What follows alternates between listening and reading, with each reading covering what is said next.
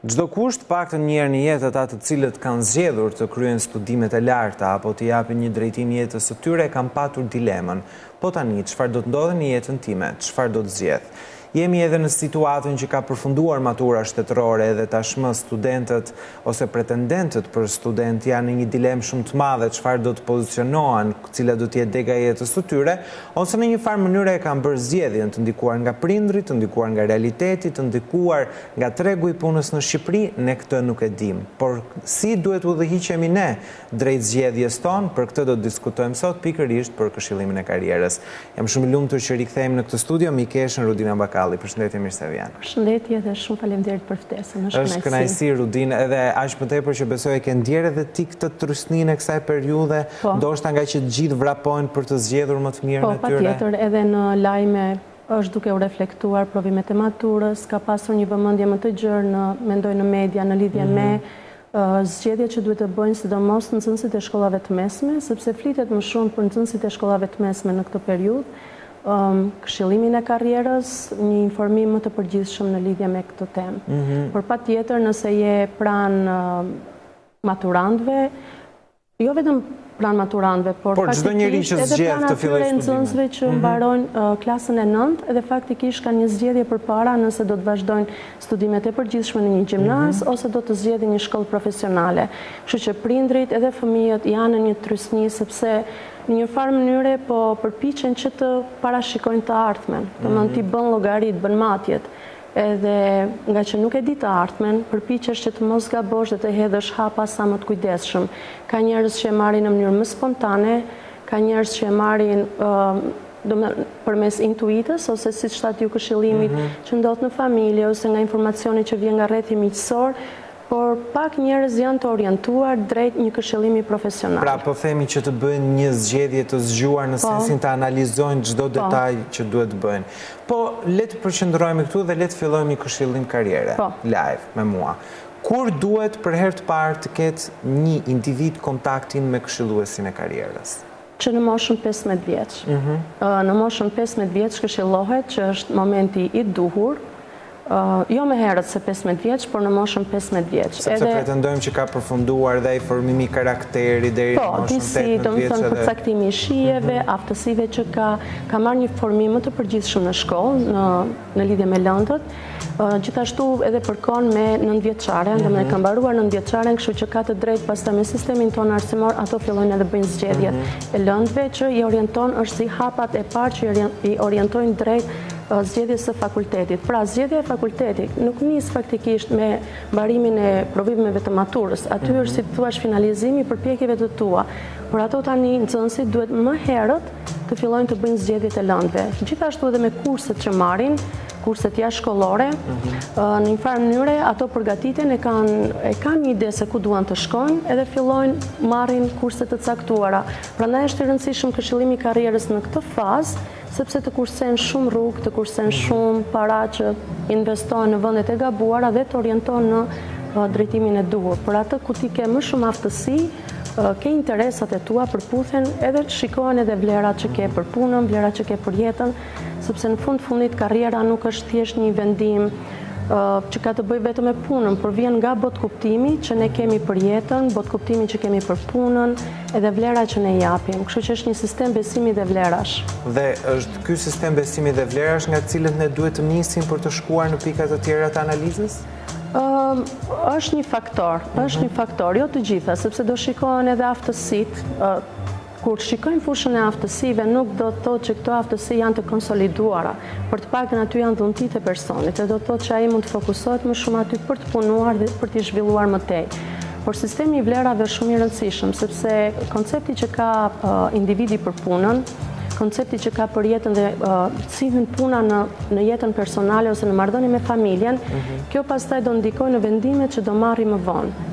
Edhe në profesionin që zgjedh, gjithashtu shikohen faktorët e personalitetit, sepse edhe brenda fushave të aftësive janë disa faktorë të personalitetit që mund të bëjnë dallimin midis, le të themi, nëse do të jesh një gjykatës, ose do të jesh një punonjës social që do fokusohesh më shumë në, le të themi, në projektet humane. Është një faktori i dëmshurisë që quhet, është pak i panjohur në Shqipëri, nuk konsiderohet shumë, pra i bën dallimin, do të thënë për njerëzit që i marrin le të themi që janë më gjaktot, i marrin më lehtë situata të caktuara, janë në gjendje le të themi të bëjnë të pushojnë. Analizojnë edhe në momente panike.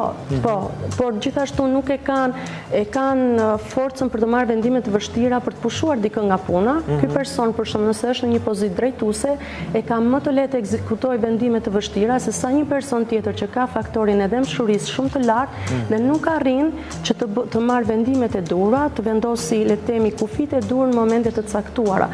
Por ky person mund të jetë shumë mirë në projekte sociale, në projekte humanitare, sepse është i shtyr ndaj nevojës së njerëzve, domethënë ndaj dhimbjes, reagon në mënyrë ndryshe ndaj dhimbjes njerëzore. Pra në këtë sens themi që këshillimi i karrierës na vlen jo vetëm për të zgjedhur profesionin e dur, por për të menjanuar edhe ato streset e mëdha që njerëzit hasin në profesione që e kanë filluar si një lloj instinktivisht, e kanë dashur nga emri e tjera, por nuk është ajo që kanë dashur gjithmonë të bëjnë. Besoj një moment kyç në momentin e zgjedhjes për të bërë karrierë në jetë janë edhe prindrit. Patjetër. Me një psikologe dje në studio e kemi prekur pak të pjesë, është shumë e rëndësishme, sepse prindrit shqiptarë nuk është se bëjnë një lloj këshillimi ose japin një lloj mendimi, ata imponohen me të gjithë forcën e tyre për një degë që duan fëmijën e tyre ta shohin aty. Si e sheh këtë gjë? Tani ne duhet kuptojmë që prindrit tanë vinë nga një sistem që është imponuar. Ne nuk vim nga një trashëgimi kulturore, le të themi me një përqasje liberale ose demokratike që ti merr vendime. Ne kemi dalë nga një kulturë shumë patriarkale, domethënë edhe para komunizmit. Kështu që është vështirë. Ka prindër që kanë një përqasje më të lirë, që respektojnë dëshirat ose mendimin e fëmijëve, por edhe në raste të tilla unë mendoj se teprohet sepse nuk arrin të vendosin kufit e dur dhe ta drejtojnë fëmijën. Fëmija ka nevojë për këshillimin e prindërve, ka nevojë për orientimin e tyre, ato dinë më shumë, kanë eksperiencën e jetës, duan më të mirën tek fëmija e tyre, jo patjetër e dinë çfarë është më e mirë, por të paktën edhe lënia krejt e lirë është sikur ti lësh që ato të zgjedhin dështimin. Kështu që mendoj kërkon një lloj balance dhe urtësie se sa kur duhet ta lësh të lirë fëmijën edhe kur duhet të mos i imponohesh. Për këtë arsye, këshillimi i karrierës si një mjet, unë po flas tani për mjetin që trajton individualisht personin, jo informacionin e përgjithshëm, por testimi personal. Zakonisht, por me nxënësit e shkollave të mesme, domethënë është patjetër duhet të jetë prezenca e prindërve, sepse kjo i ndihmon që ato të njohin fëmijën e tyre. Ndërsa kalojnë përmes fushave të personalitetit, interesat, aftësitë, vlerat, është edhe për ta njërisi, domethënë njohin fushat të jetës së fëmijës për cilat ato nuk kanë qenë të vetëdijshëm. Edhe i ndihmon, domethënë ndihmon jashtë masës si proces për të sjellë të dyja palët në një rrugë, domethënë në një mirëkuptim të përbashkët, edhe për të bërë një zgjedhje më të matur. Patjetër, domethënë siç të thosha edhe një herë, prindrit ushtrojnë trysni, edhe më shumë, siç thash edhe në fillim, varet shumë nga sistemi i vlerave që ka një familje dhe sistemi i besimit, çfarë mendojnë ato për punën, çfarë besojnë në lidhje me besimin, çfarë besojnë në lidhje me karrierën. A është karriera le të themi një mjet që të çon ty drejt suksesit, drejt famës, të jesh dikush, që në Shqipëri është ende shumë e fortë të jesh dikush. A është patenta, siguria për të ardhmen, që ti do të kesh një të ardhme më të mirë, një të ardhme financiare të siguruar, pra varet shumë se çfarë sistemi vlerash kanë. Dhe në këtë këshillimin individual që ju bëni, a ka sot një masiv të rinj të cilët vinë qoftë edhe prindrit i sjellin për të konsultuar me ju? Ka, nuk do të thosha masiv, sepse është ende një mjet shumë i ri. Këshillimi në tërësi, këshillimi është një koncept shumë i ri në Shqipëri, ne ende nuk e kemi kulturën që të shkojmë tek psikologu ose tek punonjësi social. Ka individ të caktuar, ka nxënës që kanë dëshirë që shkojnë, por nuk do të thosha që prindrit me patjetër do të kërkonin këshillën e një profesionisti, e një psikologu. Ato lexojnë shumë, unë kam vënë re që artikujt ose rubrikat që janë me karakter psikologjik janë shumë të ndjekura, megjithatë nuk ka ende një kulturë për këshillimin individual, sepse edhe ne jemi pak akoma të ndrojtur, kemi shumë mure, nuk para hapemi. Në një farë mënyrë i mbajmë gjërat e shtëpisë ngelen brenda dyerve të shtëpisë, nuk dalin jashtë shtëpisë. Megjithatë ka prindër në pjesën më të mirë të këshillimeve që kam patur, ka qenë për shkak të iniciativës së prindërve. vërtet. Dhe kjo është për të vlerësuar, sepse në një farë mënyrë e kam parë edhe ata dhe kanë hequr dorë nga ajo trusnia e madhe dhe kjo është për të vlerësuar. Si funksionon testimi një individi i cili vjen tek ju dhe kërkon një këshillim? Në momentin, individi merr informacion, pastaj në momentin që ka vendosur që të kaloj përmes këshillimit të karrierës, ne përdorim një mjet që quhet Career Direct, është një patent ndërkombëtare, një kompani amerikane. Do të testohen online, do të blihet kodi personal për ta dhe do t'i ushtrohen një testi individual që i teston në të 4 fushat, pra interesat, personaliteti, vlerat e jetës, vlerat e punës. Dhe pastaj ma raportin, e shqyrtoj raportin individualisht dhe pastaj caktoj takimin me nxënësin, me individin dhe me prindrit, kur janë adoleshent, kur janë në shkollën e mesme. Nëse janë mbi moshën 18 vjeç, që quhen të rritur, atëherë mund të jetë një këshillim individual, por unë gjithmonë këshilloj që është mirë të jetë prezenca e prindërve për shkak të kulturës që ne kemi, që gjithmonë prindi është ende një faktor kyç në vendimarrje. Plus që kur e thot dikush i jashtëm i familjes, dhe në një farë mënyrë ekspert, prindëve kanë më të lehtë të binden se sa t'ia thoj fëmijës e tyre që dikush më tha kështu apo më tha. Po, është e vërtet. Nga ana tjetër, ajo që shërben, siç thash, ajo që më pëlqen mua, është që i sjell të dyja palët në një mirëkuptim, edhe në një rrugë të përbashkët. Ndonjëherë ndodh që mund të konfirmohet shqetësimi i prindit, meraku që ka, ose intuita e tij. Ndonjëherë ndodh që kupton që fëmia e tij është diku tjetër, nuk është atje ku e do dhe është okay, domethënë sepse do të jetë më mirë nëse është brenda fushës së dëmtive të veta, sesa të jetë në një fushë tjetër që ndoshta duket si më e suksesshme ose ka më shumë të ardhme, por nëse personi nuk është i aftë për atë dhe nuk e ka me pasion, atëherë do të vuaj, domethënë nuk do të jap më të mirën sepse do të vuaj. Në të gjithë, po flasim në përgjithësi pa kaluar në detaje, a ju ndihmon juve këshilluesit e karrierës, të cilët bën një punë shumë të mirë për t'i dhënë drejtim jetës një njeriu, a ju ndihmon realiteti shqiptar, po themi studimet, informacioni, i cili mund t'jetë edhe një pikë kjo për vendet e punës apo kohë në përgjithësi flasim, jo në shifra. Kjo është një nga sfidat e mia personale, më të mëdha, sepse mendoj që veprojmë në një, nuk të thosha vakum, por ka ende shumë për të bërë. Nuk ka shumë studime, ndoshta unë nuk i di, ndoshta ka, por vetë personalisht, për shembull, nëse do të kërkoj për studime në anglisht, në Google do të gjej një larmi, të më thëmë, pa fund, materiale pa fund, kurse në Shqipëri janë ende shumë të pakta. Një studim që gjeta për punën është nga viti 2006, të më thëmë, nuk ka disa të dhëna, por nuk ka studime të mirëfillta dhe kjo është normale në shoqërinë në tranzicion. Faktikisht nuk është vetëm për Shqipërinë, por në përgjithësi, sepse ajo që ndodh, nëse do bësh një studim të mirëfillt, le të themi, për tregun e punës, duhet kesh statistika të sakta, por si shkon tregu i punës në Shqipëri, një pjesë e mirë janë të punësuar, nuk kanë kontrata pune, nuk janë të regjistruar, kështu që domethënë vepron në një lloj vakumi, por megjithatë mendoj që kjo është një sfidë për specialistët e fushës, të cilët do të na ndihmonin shumë nëse ka më shumë materiale, më shumë artikuj në lidhje me trendin e tregut të punës në Shqipëri edhe të ardhmen. Ka ministria, për shembull, se çfarë po mendojnë, ku po mendojnë të investohet, për shembull turizmi është një nga gjërat në të ardhmen edhe Mund të themi disa nga profesionet e së ardhmes të cilat sot kërkohen?